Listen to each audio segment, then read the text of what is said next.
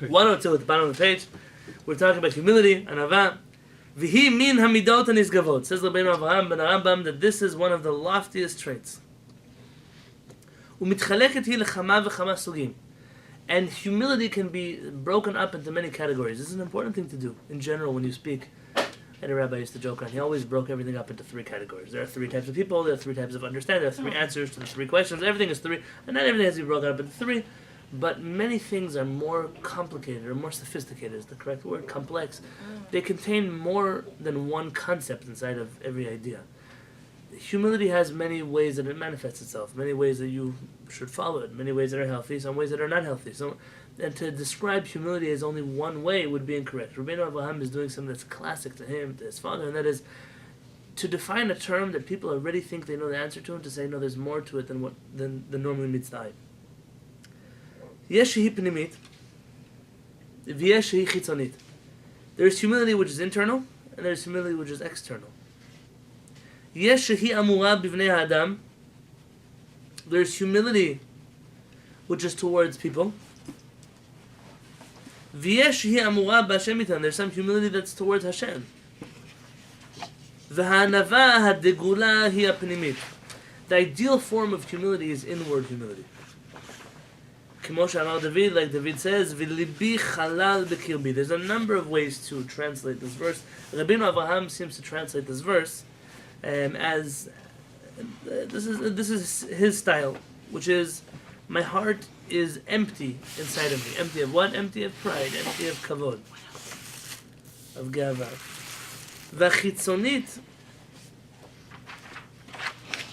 mechazeket ota umara aleha. The external humility should reinforce it and reflect inwards. Rav Aaron Leib Steinman should live and be well. He just got out of the hospital after 10 days of being in the hospital. Steinman is an interesting personality. I'm not a student of his, nor am I a student of his Beit Midrash, or his students of his students. There are many things that he said that have parents respects. Rav Steinman is essentially the no longer undisputed, but almost undisputed leader of Lithuanian Jewry in Haredi Ashkenazi Lithuanian Jewry. He replaced Rav Elyashiv, more like before that Rav Shach. The thing is that nobody ever heard about him until Rav Shach passed away. He was a Rebbe for little children in the Cheder in Bnei Brak. He's in his hundreds now. I don't know, maybe 101, 102. I don't know exactly how old he is. Rav Steinman, they said, he said when the big trees fall away, so you find the smaller trees. Sometimes they didn't find him until the Rav Shach passed away. But the truth is, he's a big person. Some of his opinions are very proper to be brought to the table. Things that he's pushed in the last few years that are good. Some things I'm not. It's not my derech, the way my rabbis taught. Rav Steinman came to visit the United States a few years back when I was in high school, and I don't remember what year. So actually, I didn't remember what year. It must be 2005, 2004, somewhere around there. He came to Baltimore, to Lakewood, to New York. I don't know if he made it out to the West Coast. I was on the East Coast at the time, and it was a big deal for the Haredi yeshiva communities that were in America. He came. The rabbi from Israel came. I remember a few things that he did that were very interesting. He would pray in the Ashkenazi meeting in Baltimore, but that morning that he prayed there, they stopped the repetition of the Amidah. He walked to the Persian minyan, listened to Birkat Kohanim, because in Israel, Ashkenazim do Birkat Kohanim every day, not just on the high holidays, and then went back to the Ashkenazi synagogue where they continued services. I guess they didn't want to do Birkat Kohanim for him because it's not the custom in America, but they basically coordinated between the Persian minyan and the Ashkenazi minyan to have him come in and out for the Birkat Kohanim. When he came to the yeshiva, so everyone came out, like thousands of people came to dance with him and to greet him. You should know that when he was in other places like Lakewood and Muncie, they had private security that was there, they had government security that was there, the Neturei Karta. Hashem should rid the world from these people already. They came to, I don't know, the Neturei Karta are these, they look Hasidic and they're anti-Israel. They're not Hasidic, they're just their own little thing. And they threw garbage bags at him, they threw a little... I remember I saw one, a snippet of paper. It was a white piece of paper that said Steinman on it. But they took the sin, the tet, and the nun and made it big to spell out Satan. Oh. That's what they threw. Why? All because of what? he once mentioned support that students who are not exactly in yeshiva, who are milling around, they're not studying anything, they're not doing anything, they shouldn't pretend to be in yeshiva. They should get up and go to the army or do something with their life. Or that was considered ever since then. It was I don't know if you know the two ultra-Orthodox communities in Israel, Bnei Brak and Yerushalayim. Yerushalayim being the older of the two and the more fanatic of the two. And the Lithuanians mostly hang around Bnei Brak, the Hasidim mostly in Shaar. It's not an ironclad line. It's just that's what it is. So Bnei Brak would be a little more progressive. I wouldn't use that word to define them if you wanted to live till 120. Since he put out that statement, he never went to the Kotel again. What? It's in fear of his life. The Israeli police couldn't assure him that he would be able to pray at the Kotel without getting beaten up. Or, talking about a man in his hundreds, a student, it was a classmate of the Brisker Rav, and it was not your friend from next door. This is Israeli fanaticism at its best. This is a problem. Why were they opposed to him? Because he criticized the students who were both dark? He mentioned that there is a situation in which, even though he's ultra-Orthodox, he believes that people could go to the Israeli army. Oh. It doesn't sound so heretical to us, but over there it's a pretty big statement to make. I don't even know if that's even what he meant. He might have not even meant it as much as it was perceived this way. I don't know. I'm not familiar with these politics up close and personal, but this made a lot of problems for him. When he came to America, so these people rioted against him here too, and they had snipers on the roof of Lakewood Yeshiva. That was they had to make sure to keep him safe. You're talking about one of the elder, if he's from your group or not, he's from the elder rabbis of the Jewish people. You don't have to agree with him, but for God's sake, leave a man alone. So when Rav Steinman came to Baltimore, they were all singing, songs for him. The tzaddik is here, the great rabbi, all that kind of things like that. And he had his head down, he was mumbling. And when they asked the Rosh Yeshiva what he was saying that, they were all dancing to him, and he kept reminding himself that's not for him. They're dancing because of Hashem, they're dancing because of the Torah, they're dancing, nothing to do with him. He's just the person here. This is what David HaMelech was saying. He's the king, so the king has to be respected. You have to respect the king. You have to bow to the king. The king is not a friend of ours. He's the king. I don't know that we're familiar so much with this concept of a king. How big of a deal. It's not a president. It's not a prime minister. It's a king. This is a melech.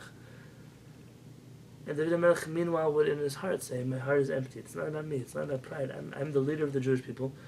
And this is the kavod the Jewish people deserve. This is the kavod that Hashem deserves. This is all, it has nothing to do with me. Meaning, he didn't stand there and say, stop singing for me, I'm supposed to be humble. He didn't say that either. He let the people do what they were supposed to do. And on his end, he had to do what he needed to do.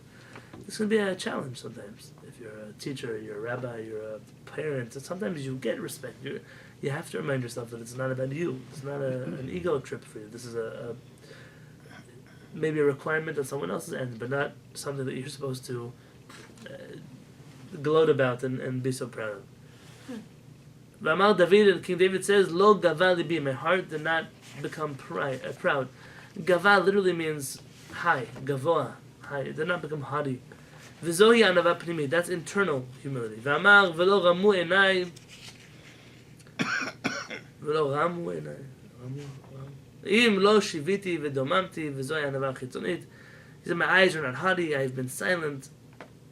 He's doing both. He's working on himself internally and externally. David HaMelech is trying to remain humble.